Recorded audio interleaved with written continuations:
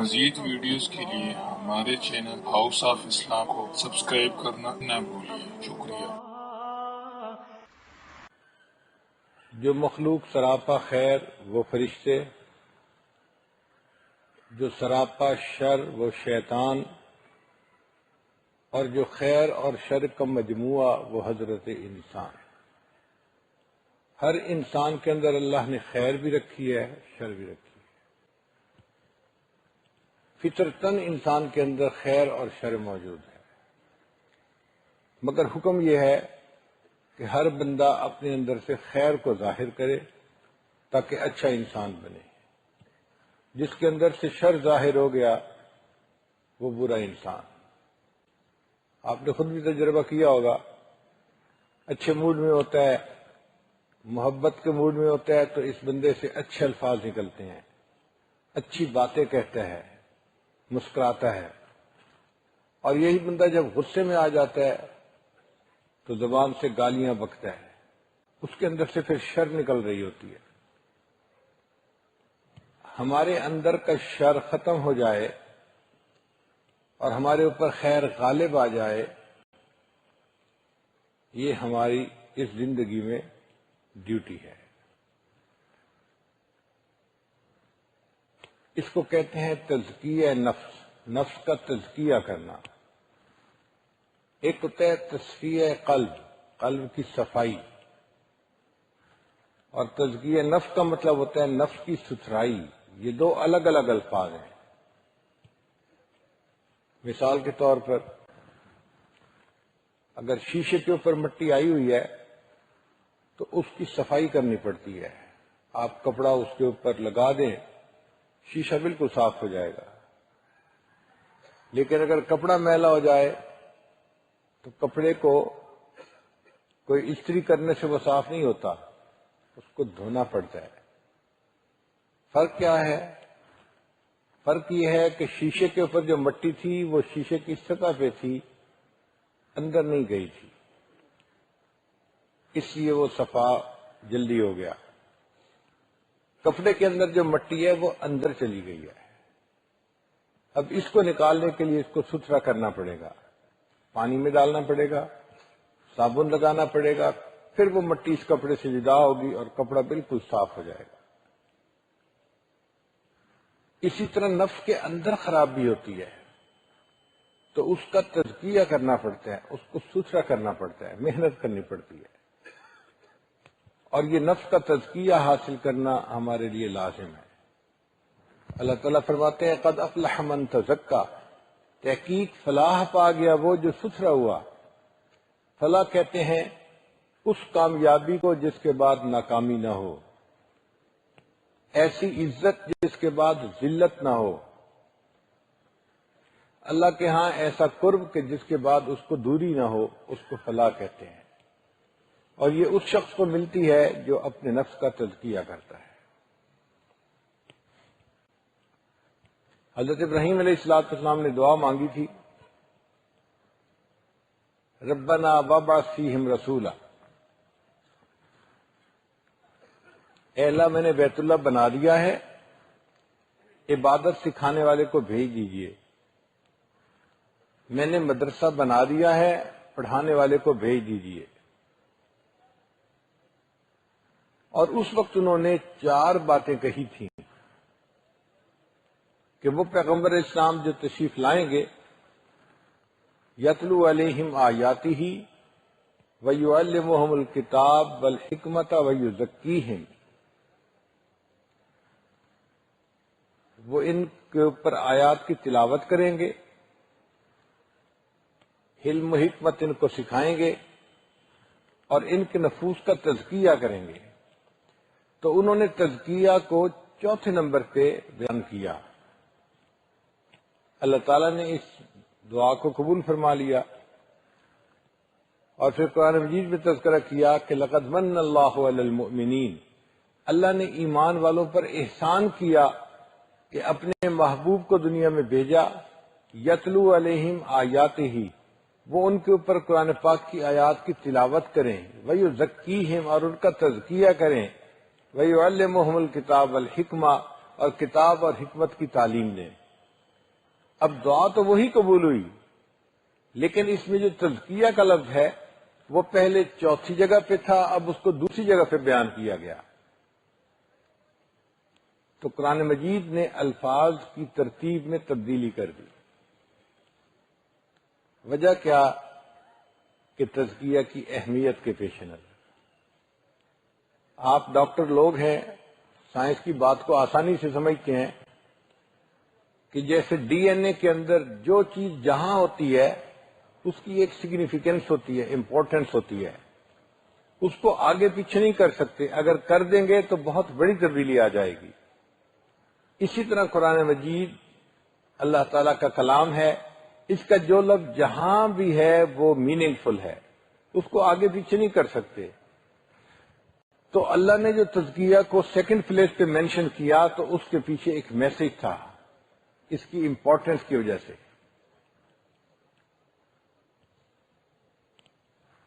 قرآن مجید میں ایک جگہ اللہ تعالیٰ فرماتے ہیں ہم نے انسان کو پیدا کیا فَجَعَلْنَاهُ سَمِيعًا بَصِيرًا، اور ہم نے اس کو سمیع اور بصیر بنایا۔ تو سماعت کا تذکرہ پہلے اور بصارت کا تذکرہ بعد میں۔ اور یہ بات کب کہی گئی؟ آج سے 1400 سال پہلے، جب سائنس کی ابھی بنیاد ہی نہیں پڑی تھی۔ اور آج موسٹ ماڈرن سائنٹیفک دور میں سائنس اس بات کو ثابت کرتی ہے کہ انسان کے کان پہلے بنتے ہیں ماں کے پیٹ میں، اس کی آنکھیں بعد میں بنتی ہیں۔ چونکہ سماعت کا تذکرہ پہلے ہے، بصارت کا تذکرہ بعد میں ہے۔ میڈیکل سائنس کے طلباء جانتے ہیں کہ بچے کی جب باڈی بنتی ہے تو سب سے پہلا آرگن جو اس کے باڈی میں ڈیولپ ہوتا ہے وہ اس کے کان ہوتے ہیں۔ حالانکہ عام فہم یہ کہتی ہے کہ سب سے پہلے دل بننا چاہیے، آنکھیں بننی چاہیے۔ سائنس کہتی ہے نہیں، کان بنتے ہیں۔ کان کیوں بنتے ہیں؟ اس کی وجہ یہ کہ اس کے اندر روٹ کینال ہوتی ہے اور اس کے اندر لیکوڈ ہوتا ہے، فلوئڈ ہوتا ہے، اور اس پر انسان کے پورے بیلنس کا انحصار ہوتا ہے۔ ہم جو سیدھا کھڑے ہوتے ہیں تو کیوں کھڑے ہوتے ہیں؟ ہمارے دونوں کانوں کے اندر فلوئڈ ہے، وہ ایک جگہ کے اوپر بیلنس ہوتا ہے اور دماغ کو سگنل ملتا ہے کہ میں سیدھا کھڑا ہوں۔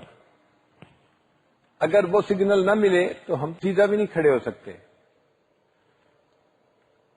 چنانچہ ایک نوجوان بیمار تھا، اور بیماری کیا تھی کہ وہ جیسے ہی زمین پہ کھڑا ہوتا تو وہ نیچے گر جاتا تھا۔ تو اس سے ہم نے پوچھا کہ آپ صحت مند ہیں، آپ کو مسئلہ کیا ہے؟ وہ کہنے لگا جی کہ جب میں کھڑا ہوتا ہوں تو مجھے محسوس ہوتا ہے کہ میں ٹیڑھا ہوں، میں اپنے آپ کو سیدھا کرنے کے چکر میں نیچے گر جاتا ہوں۔ اصل میں اس کا جو فلوئڈ کا بیلنس تھا وہ خراب تھا، تو دماغ کو غلط سگنل مل رہا ہوتا تھا۔ اس لیے انسان کی پوری باڈی کا جو توازن ہے نا وہ کانوں کے سگنل پر منحصر ہے۔ اس لیے باڈی میں کانوں کا بننا زیادہ اہم تھا، اور قرآن مجید نے 1400 سال پہلے خبر دے دی کہ انسان کو ہم نے پیدا کیا، اس کو ہم نے سمیع بنایا، پھر اس کو ہم نے بصیر بنایا۔ پہلے کان دیے، پھر اس کو آنکھیں عطا فرمائی۔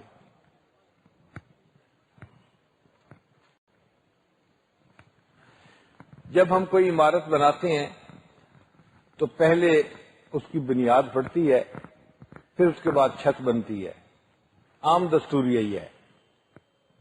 اللہ تعالیٰ نے قرآن مجید میں کائنات کو بنانے کا تذکرہ کیا تو پہلے زمین بنانے کا تذکرہ فرمایا۔ خلق الارض فی یومین، اللہ نے زمین کو 2 دن میں پیدا کیا۔ ثم استوى الی السماء، پھر اللہ تعالیٰ آسمان کی طرف، چھت کی طرف متوجہ ہوا۔ تو پہلے زمین بنی، بعد میں چھت بنی۔ لیکن جب کسی مکان کو گراتے ہیں تو ترتیب ڈیفرنٹ ہوتی ہے۔ سب سے پہلے اس کے اندر جو بجلی کی لگی ہوتی ہیں نا، بجلی کی لائٹیں، ان کو اتارا جاتا ہے۔ جب بجلی کی لائٹیں اتر جاتی ہیں پھر چھت کو گرایا جاتا ہے۔ پھر چھت گرانے کے بعد اس کی دیواریں گرتی ہیں اور وہ عمارت ختم ہوتی ہے۔ اب دیکھیں اللہ تعالیٰ نے قیامت کے قریب جا کے اس کائنات کو ختم کرنا ہے، تو ختم کرنے کے لیے سب سے پہلے کیا؟ اذا الشمس کورت واذا النجوم انکدرت، لائٹیں اتاری جا رہی ہیں پہلے، اور پھر اس کے بعد تذکرہ کیا کہ ہم آسمان کو بھی جو ہے نا ختم کر دیں گے، اور سب سے آخر پہ زمین کا تذکرہ کیا۔ تو دیکھو عمارت بناتے ہوئے جو ترتیب تھی قرآن نے ڈیفرنٹ بتائی، جب گرانے کی ترتیب تھی تو قرآن نے ڈیفرنٹ بتائی، تو جو لفظ قرآن مجید کا جہاں ہے وہ اسی جگہ ہی اہم ہے۔ تو اب تزکیہ کو اللہ تعالیٰ نے دوسرے نمبر پہ بیان کیا۔ اس میں یہ میسج دینا تھا کہ انسان کا تزکیہ ہونا انتہائی ضروری ہے۔ ایک اچھا آدمی اگر کوئی بات کہے تو بات کا وزن ہوتا ہے کہ یہ لکھا پڑھا ہے، شریف انسان ہے، اگر وہ بات کر رہا ہے تو بات کی اہمیت ہوگی۔ اگر وہ بندہ قسم کھا کے بات کہے تو اہمیت بڑھ جاتی ہے، اور اگر 2 قسمیں کھائے اور اہمیت زیادہ، 3 قسمیں کھائے۔ آپ سوچیں اگر کوئی بندہ 7 قسمیں کھا کے بات کرے تو بات کی اہمیت کتنی زیادہ ہوگی۔ اللہ رب العزت جو کائنات کے مالک ہیں اور خالق ہیں، انہوں نے قرآن مجید میں ایک جگہ 7 قسمیں کھا کر ایک بات کی ہے۔ فرمایا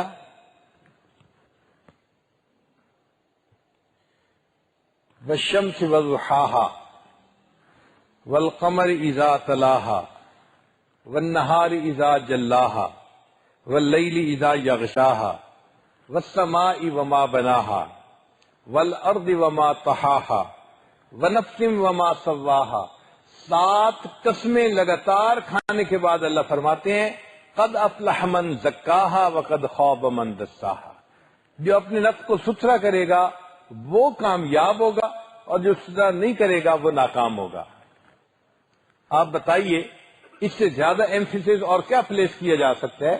اللہ رب العزت 7 قسمیں کھا رہے ہیں ان اے رو، آگے پیچھے، اس کی قسم، اس کی قسم، اس کی قسم، اور پھر فرماتے ہیں جو اپنے نفس کو ستھرا کرے گا وہ کامیاب ہوگا، اور جو ستھرا نہیں کرے گا وہ ناکام ہوگا۔ ہم اگر اپنے نفس کو ستھرا کرنے کی محنت نہیں کریں گے تو پھر سوچیں ہمارا معاملہ کیا بنے گا۔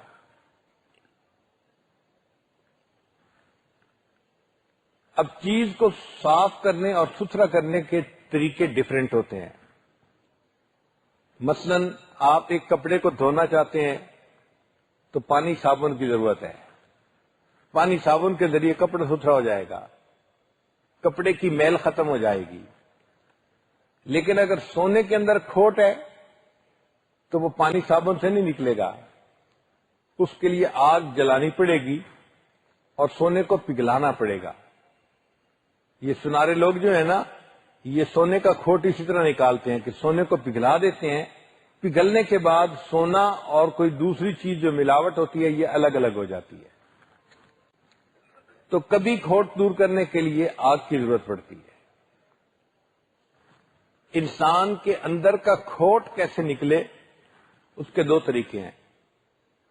ایک طریقہ تو بہت آسان ہے کہ انسان اسی دنیا میں شریعت کے مطابق زندگی گزارے، اپنے آپ کو سنت کے مطابق ڈھال لے تو اس کے نفس کا تزکیہ ہو جائے گا اور یہ بندہ سیدھا جنت میں جائے گا۔ اور دوسرا طریقہ ذرا ڈیفیکلٹ ہے کہ انسان نے دنیا میں کلمہ تو پڑھ لیا مگر گناہ کرتا رہا، عام زندگی گزارتا رہا، تو پھر اللہ تعالیٰ اس کا آخرت میں تزکیہ فرمائیں گے۔ جی آخرت میں بھی تزکیہ ہوگا۔ منافقین کے بارے میں اللہ فرماتے ہیں کہ اللہ تعالیٰ قیامت کے دن نہ ان سے کلام کریں گے، وَلَا يُكَلِّمُهُمُ اللَّهُ يَوْمَ الْقِيَامَةِ وَلَا يُزَكِّيهِمْ، اور نہ ہی اللہ ان کا تزکیہ کریں گے۔ اس کا مطلب یہ کہ منافقین کا تزکیہ تو نہیں ہوگا، جو گناہگار مومن ہوں گے ان کا اللہ تزکیہ کریں گے۔ اب وہ تزکیہ کیسے ہوگا؟ جہنم کے ہاسپٹل میں۔ جہنم کی مثال ایک ہاسپٹل کی مانند ہے۔ چونکہ آپ میڈیکل لائن کے لوگ ہیں، بات کو ذرا آسانی سے سمجھ لیں گے۔ کوئی بھی بیمار آدمی ہوتا ہے اسے ہاسپٹل میں ایڈمٹ کرتے ہیں. کہاں ایڈمٹ کرتے ہیں؟ ایمرجنسی وارڈ میں لاتے ہیں. ایمرجنسی وارڈ میں تھوڑا سا سٹاف ہوتا ہے، وہ ہر آنے والے مریض کے بارے میں ایک دو چھوٹے سے کوشچن پوچھتے ہیں. ان کو پتہ چل جاتا ہے اس کو یہ دل کا مریض ہے، ہڈی ٹوٹی ہے، اس کو بخار ہے یا کسی جگہ درد ہے، تو پھر وہ ٹریٹمنٹ اس کے حساب سے دینا شروع کر دیتے ہیں. اللہ رب العزت نے بھی معاملہ ایسا ہی کیا. جو بندہ فوت ہوتا ہے قبر میں جاتا ہے تو قبر آخرت کا ایمرجنسی وارڈ ہے، اور وہاں پر دو فرشتے ہوتے ہیں اور وہ 3 چھوٹے چھوٹے کوشچن کرتے ہیں. من ربک، من نبیک، ما دینک. کتنے چھوٹے چھوٹے سوال ہیں. ان 3 چھوٹے سوالوں سے ان کو پتہ چل جاتا ہے یہ کس لیول کا مریض ہے اور اس کے ساتھ ٹریٹمنٹ کیا کرنی ہے. پھر ویسی ٹریٹمنٹ شروع کر دی جاتی ہے. ایمرجنسی کے ڈاکٹر جو ہیں وہ مریض کو کچھ ضروری دوائی دیتے ہیں اور کہتے ہیں جی کہ جب بڑا ڈاکٹر آئے گا نا، کل سرجن صاحب آئیں گے، وہ آپ کی فائل بھی پڑھیں گے اور آپ سے ڈیٹیل ہسٹری بھی لیں گے اور پھر وہ فیصلہ کریں گے کہ آپ نے کس وارڈ میں جا کے ایڈمٹ ہونا ہے. بالکل یہی معاملہ. قبر میں تو ٹریٹمنٹ فوری دے دی جاتی ہے. قیامت کے دن انسان کھڑا ہوگا تو طبیب اعظم اللہ رب العزت اس بندے سے 4 سوال پوچھیں گے. یہ زندگی کی ہسٹری ہوگی. اے میرے بندے، تو نے زندگی کیسے گزاری؟ تو نے جوانی کیسے گزاری؟ تو نے کہاں سے کمایا اور کہاں پہ خرچ کیا؟ اور تو نے اپنے علم کے اوپر کتنا عمل کیا؟ کسی آدمی کے پاؤں اپنی جگہ سے ہل نہیں سکتے جب تک اس کا جواب نہیں دے گا. اس سے پتہ چل جائے گا کہ مریض کی بیماری کیسی ہے. پھر اللہ تعالیٰ نام اعمال کو دیکھیں گے.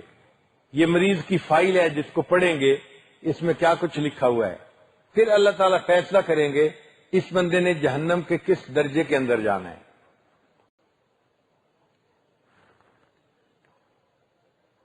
ایمرجنسی وارڈ جو قبر ہے اس کیا ہوگا؟ ایک گناہگار بندہ جائے گا اور قبر اس کو دبائے گی. کئی دفعہ بیماری کا علاج دبانے میں ہوتا ہے. مثلا آپ درد محسوس کر رہے ہیں سر میں، تو بچے کو بلا کے کہتے ہیں بچہ ذرا میرا سر دبا دو. اب وہ سر دباتا ہے، آپ کو راحت ملتی ہے. اور کئی مرتبہ دبانے سے تکلیف ہوتی ہے. یہی فرق ہے قبر کے ضغطہ میں. قبر ایک مومن کو بھی دبائے گی مگر اس کو راحت ملے گی، اور ایک کافر کو بھی دبائے گی اور کافر کو تکلیف ملے گی.